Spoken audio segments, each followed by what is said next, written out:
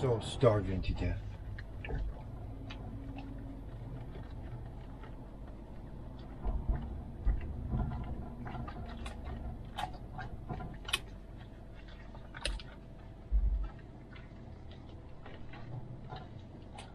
You have a sleepy.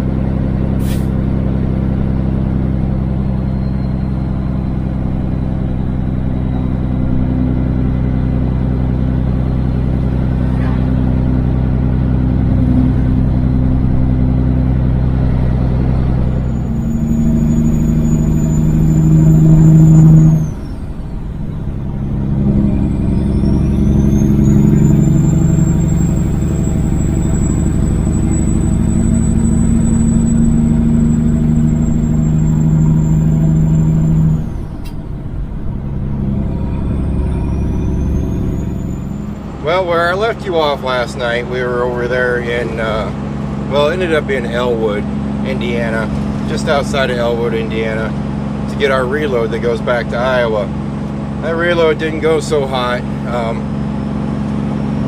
Got put in a door, got put in another door, then got moved here, moved there, a few phone calls and whatnot. And after a little bit of time, we finally got loaded, but needless to say, I didn't get the sleep that I wanted to while we were there. So we left there, we went out to Elwood, found a little mom and pop truck stop. I'm not 100% sure if I slept in a private lot or if it was the public truck parking lot, because that's what it looked like to me, you know, a small town public truck parking lot. And that's where we decided to shut everything down, and we got a proper sleep. So yes, it meant we sat longer than 10 hours, but it wasn't a proper sleep when we were sitting there trying to get loaded. So we do have a proper sleep in us now, which means it's going to get dark here real soon on us. We have 43,500 pounds of canned tomatoes in the box, and it's going back to Cherokee, Iowa. We're going to be hitting Interstate 65 here in about 25 miles. And it's the wrong time of day to be hitting Interstate 65 here in Indiana and Illinois. And then we'll work our way up to Chicago. Then we'll buzz across Interstate 80 in Chicago. And it's just flat out going to be the wrong time of day. So that's what I'm going to go ahead and say, that this is the calm before the storm. As you can tell, we made it a couple days making the bed. It's the perks of being a bachelor, I guess, in the truck, is you just don't have to worry about making the bed if you don't want to make the bed. Opie's bed's made, though. Made that thing first thing. He's got to have a comfy spot to sleep. Let's get on the road. Well, we're already on the road. Another one of those same words I always say. Let's get on the road. I'll be back with you guys in a little bit.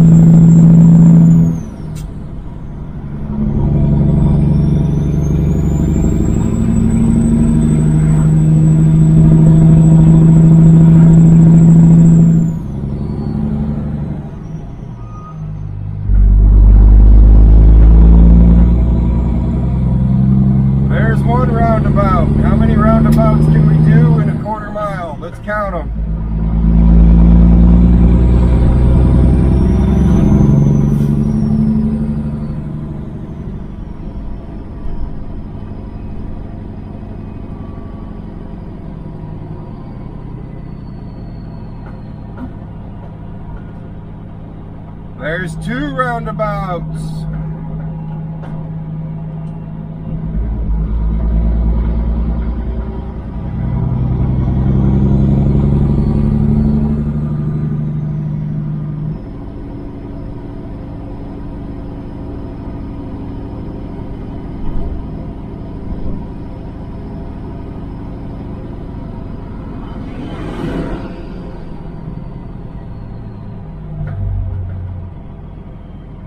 And we final out with 3 roundabouts in a 1/4 mile.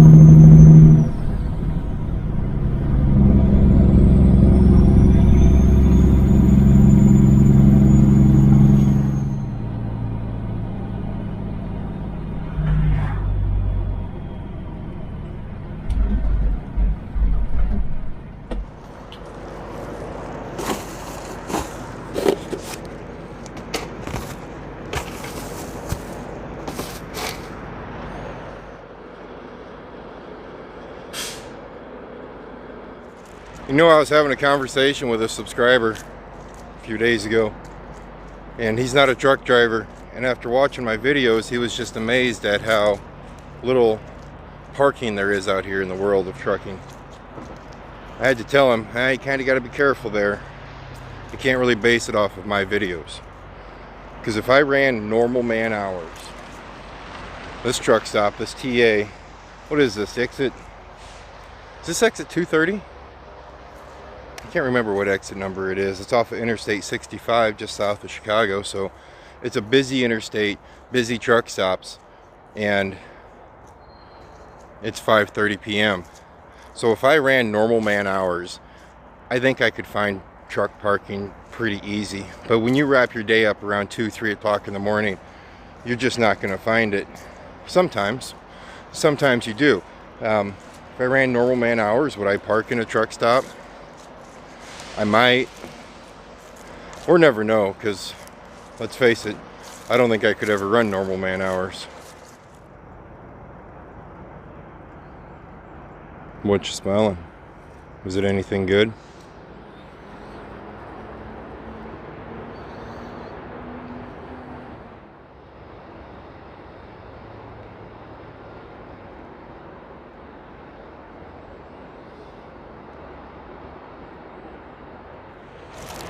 I'll tell you what though, don't drag your feet if you want to be normal man hours, because we've been here 10 minutes now since I talked to you last, and spots are just filling in like crazy. So if you want to be a normal man, you want to run normal man hours, you better be done by 5 o'clock to get a parking spot, because I'm betting by the time we leave here in the next 15 minutes, this truck stop's going to be full. We're going to let the German run around. Well, we're supposed to be letting the German run around, but he's back there in the trees. Let him run around a little bit just in case we run into any snarls or more road work once we get into, it's not really Chicago. It's They always compare it to Chicago because it's... Oh, Pete, get out of the trees. Come on. Come on. Come on. Come on, oh. Oh, come on. We're not hunting today. Come here. Come on. Come on. Okay. It's just always referred to as Chicago when people say, well, I'm going through Chicago on Interstate 80. Chicago's actually quite a bit north. Just in case, though, we run into any issues, Mr. Opie will be just fine. He's heading for the darn trees again.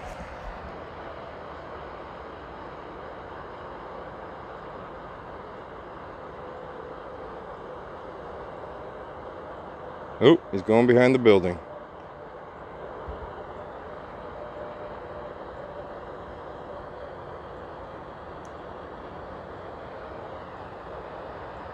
It must be a sign, Opie. You're saying, Dad, it's time to hit the trees, man. Nope, we got to make money. We got to make money. That's how you said. We have to make money. We have to truck. It's our job, it's our life, and we'll probably die doing it. Sorry, Ope. Well, there's a grill idea for first class. I don't like it, though. I don't like the side-to-side louvers. If I do anything like that, it's going to be straight up and down louvers. Louver, do they call them louvers? Either which way, it's going to be straight up and down.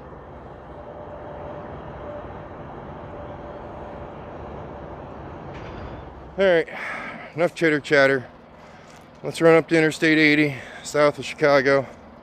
Let's see how smooth we can get through there. If all goes right, we should arrive in Cherokee probably around 4 or 5 o'clock in the morning. Come on, let's go. Load up. Whoa. Load up, Ope. Come on. That's enough smelling. Come on.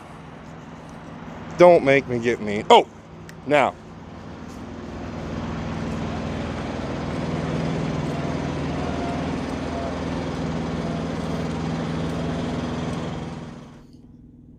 I can sense that you're getting bound up and ready to run and ready to roll, man.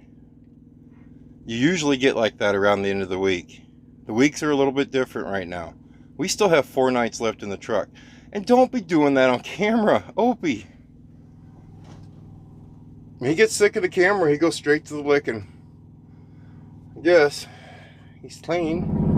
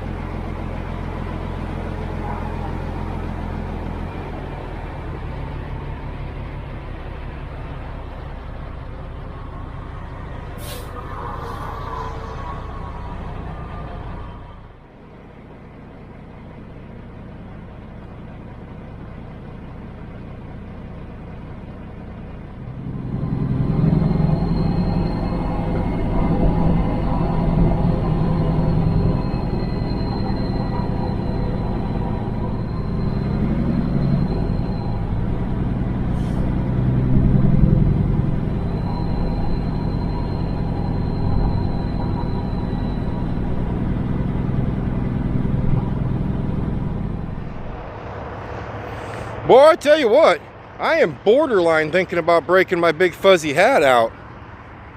The only problem with breaking out the big fuzzy hat is once you start wearing it, it's hard to stop wearing. Because it's like wearing one of those comfy blankets on your head, you know? Well, usually you don't wear a blanket on your head, but it's like wearing that. It's like doing that. It's like having a comfy blanket on your head. That's why I'm refraining from putting on the big fuzzy hat, because it is just so comfortable.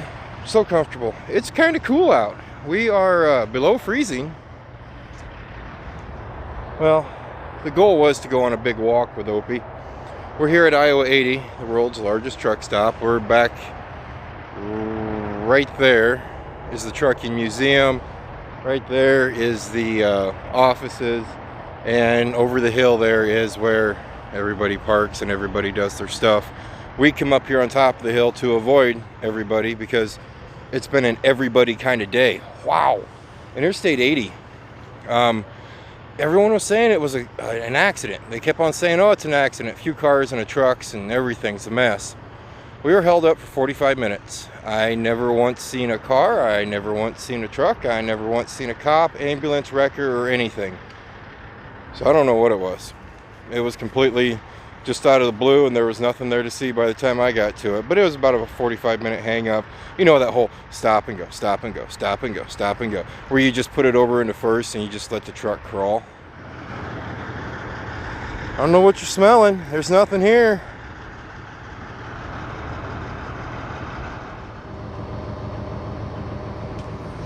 You almost got to wait till he's done drinking, because he's a very loud drinker. He just, you know. I'm sorry, you're not a loud drinker or a loud eater. You're just fine. Please forgive me. Nope, not gonna. Yeah, you are? No, you're not? Okay. You guys ever think about it? I mean, truly sit down and think about it. Do any of us actually get out of trucking? I know I have a lot of retired truck drivers that follow this page or this channel, and you guys are awesome. I congratulate you, but a lot of you tell me you were forced out. You were forced out of trucking because of an injury or a heart attack or something along those lines. If you weren't forced out, would you be still out of trucking?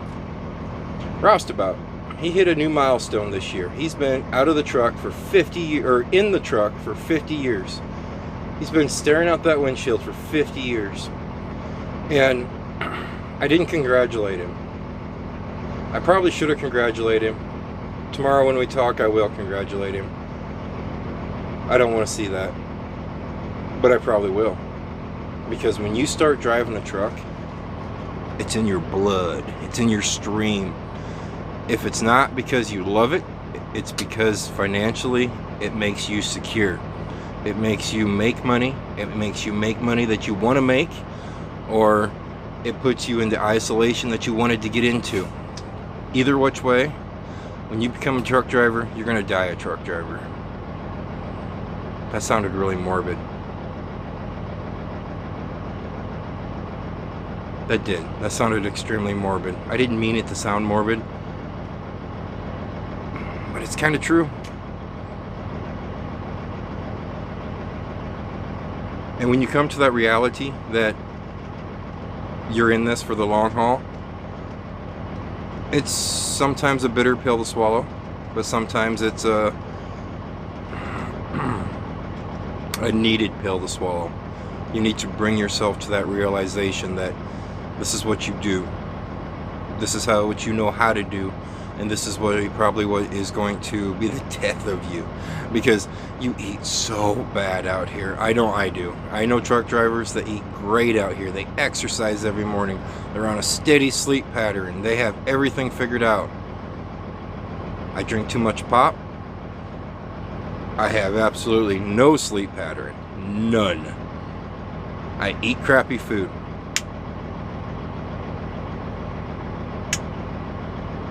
Gosh, I'm gonna die being a truck driver. That's morbid. I'm sorry. I shouldn't have said that. Anywho, 300 miles to go. Then we are going to be in Cherokee, where we are going to go to bed. I will be back with you guys, you beautiful people, you awesome people, you outstanding people, when we run into more light.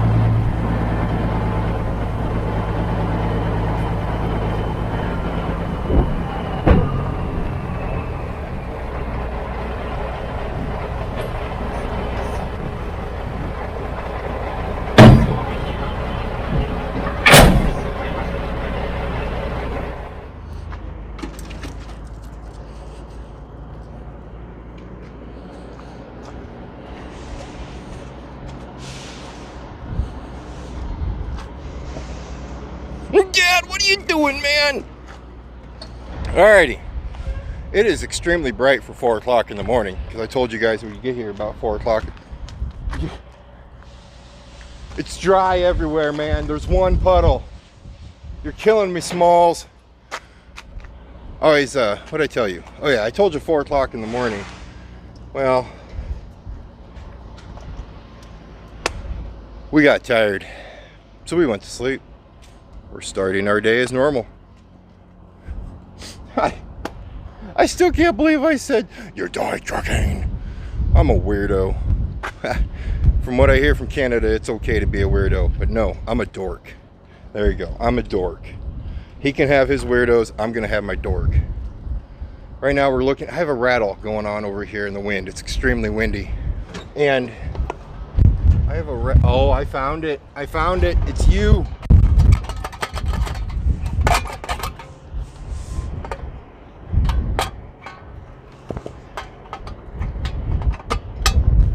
That's been rattling for a while. It's gonna take 2 hands to fix that. Alrighty, we've made it to Cherokee. We're gonna unhook from here. We're gonna go to Orange City, Iowa. We're gonna grab another load. We're gonna run that down to Topeka, Kansas. All that's gonna be in another video though, not this video, because I need to finish this one up. Guys, I'm sorry I got so morbid there with the whole dying of a truck driver.